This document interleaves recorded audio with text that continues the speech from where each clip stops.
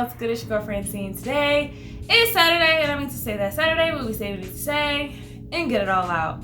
Now today's topic, it came to me while I was on social media because social media will definitely get you thinking, and sometimes not in the best of ways. So I was looking at social media and I was realizing that a lot of people were mad at Beyonce a couple days ago because she was not saying anything about the NSAR situation. If you don't know what the NSAR situation is, I was going to talk about it on Sunday, Funday Rush News, but I feel like it's way too heavy to talk about. I have written about it on my Instagram.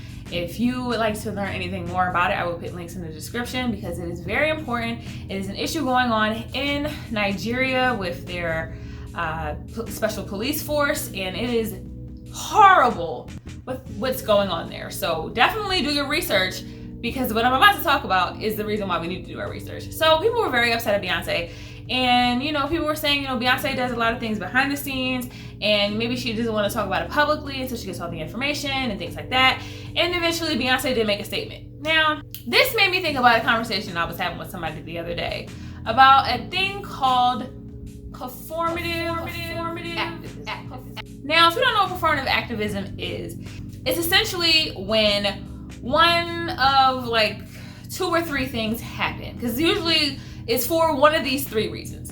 A, someone puts up something on their post saying, Black Lives Matter, or love is love, or trans lives matter, or they say this so they can just essentially get the clout for it. So they can seem like they're down for the cause. They can seem like they're actually into this situation that's going on, but they really don't care. They just doing it to look like they care, right? And they're just doing it because they do it one day and then they don't ever talk about it any other day, or they don't ever mention it any other day, or they consistently do things that counter what they're doing, i.e. saying Black Lives Matter and still doing very apparent microaggressions towards Black people, or saying trans lives matter and saying very transphobic things. You know what I mean? Things like that. Or number 2, which usually goes with number 1, they put up something about a situation and it's inaccurate, right? They haven't done the research.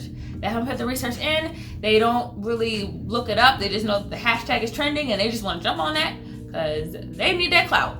Like I said, usually attached with the first one. Or 3, they get forced into it.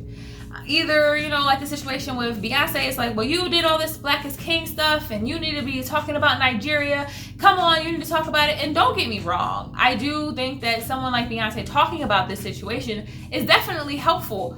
However, I don't want anybody talking about something they don't know nothing about. Like, if you just start sharing a hashtag and you don't actually put in the work or the activism or donate or do anything, that's what we're going to talk about. And we get, times where they just get forced into doing it. And so my problem with this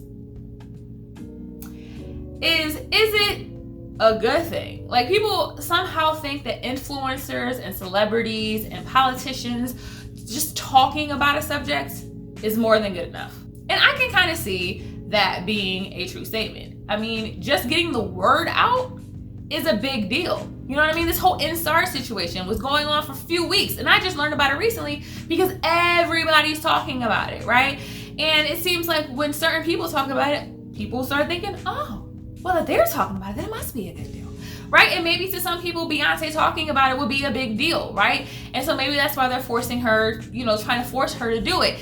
But my problem with that is that if the person isn't doing anything behind the scenes, if the person isn't actually informed on the subject matter, if the person is still being problematic afterwards, then what the hell is the point? My biggest qualm with performative activism is y'all man's Jeffree Star, because this man did a whole apology video about some very racist stuff he's been doing for a long time. Or he'll do an apology video about the whole James Charles situation. If you do not follow a YouTube drama, then you do not know what I'm talking about. But unfortunately I do, because I have been bored in this quarantine. So what the hell else am I gonna do? Anyway, but he went on a rant about Breonna Taylor, about, getting justice. And people are like, well, he has a huge platform. Yeah, that's a good thing. He's talking about Breonna Taylor. Maybe if his people that's watching him watch that and they see him talking about it, maybe they'll want to get involved. And my thing is, if a racist is talking about anti-racist stuff, they still racist. to me. So me hearing Jeffree Star say Breonna Taylor after he justice for Breonna Taylor after he called a black woman a gorilla does not make me feel good about the fact that he's doing that. It just makes it seem like he's doing it to try to seem like he's not racist. So, or you get people around the time everybody's putting the black box up and everybody just put the black box up and they had no idea what the black box was about. They had no idea. They didn't do anything in to help the Black Lives Matter movement. They didn't do anything to help protests that were going on. They just put this black box up and they were like, I did my part. Yeah, I'm an activist. No, you're not. You're not. You're just not. And that is my problem. And one of the biggest problems I have with forcing celebrities to talk about stuff is I don't want any celebrities to get this kind of big head that I did this for the black community, the LGBT community, the Nigerian community, this community, and now I'm a good person because I was forced to do this. I don't want forced activism. I don't. And now maybe I'm being a little too nuanced. Maybe I'm asking for too much. Maybe I should just be satisfied with the fact that these people are doing stuff that is performative and not really doing things behind the scenes because at least it's something. But I just can't, because when you look at something like SARS and trans rights and Black Lives Matter, people are dying, period. You putting that black box up does not matter. You putting that hashtag up in SARS does not matter. The fact that you are saying love is love does not matter. Trans rights matter does not matter if you are not doing anything else. If you are not stopping the transphobic things you are saying, if you are not helping your black brothers and sisters in the fight to help end police brutality, if you are not in any way, shape, or form supportive of your same sex or any type of people who are not like you people, then that does not matter if you put up a hashtag or a square or anything, because I don't care. As a person who identifies as a marginalized person, I mean, hello. Just in general, I feel like, to me walking out this door is fear. For me, I can get shot by a cop. I can get cursed out by a racist person. I could possibly get shot by a person. I mean, shoot, my Arbery was just jogging in the street. Who freaking knows? And you putting that black box up does absolutely nothing for me. And that is why I don't like performative activism. Do something behind the scenes. Do something that helps the people who you are apparently saying you care about, and educate yourself on the situations that are going on. Because if you're not doing that, then honestly, you're not doing anything.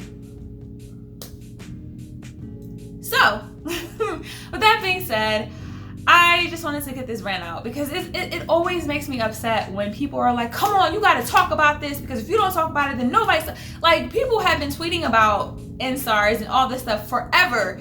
And I get the connection of Beyonce and Black is King, and that's why I use that as an example, because that is a great area of people saying she was appropriating African culture, and now that things are happening in Africa, you just, where you at, sis? I get it. But then that like snowballed me into thinking about other people that just do this for the clout and with misinformation, and because people force them to, when it really doesn't do anything to help the situation. It just doesn't. So that's my rant, or no, I'm sorry, I keep calling it a rant. It's commentary. Okay? It's my commentary on performative activism. If you feel the same way I do, let me know in the comments. If you don't, if you think that, hey, just getting the word out there is enough. Like I said, it's a gray area. I'm not saying that it's completely a waste of time, but when you got people like Jeffree Star sitting here saying it, I'm like, sir, really? But, you know, put your comments in there. You can disagree with me. There's plenty of people who disagree with me on a regular basis, and I just accept it because I know I'm right. So no, I'm joking. Sometimes. But that being said, if you like this video, hit the like button. Any comments, questions, or concerns, put them in the comment section below. And if you haven't subscribed already, go ahead and hit that subscribe button. I'm trying to be here for you. I just had to re-record 3 videos, so I'm doing what I can. Help me help you, okay? And with that being said, I will see y'all tomorrow. Bye.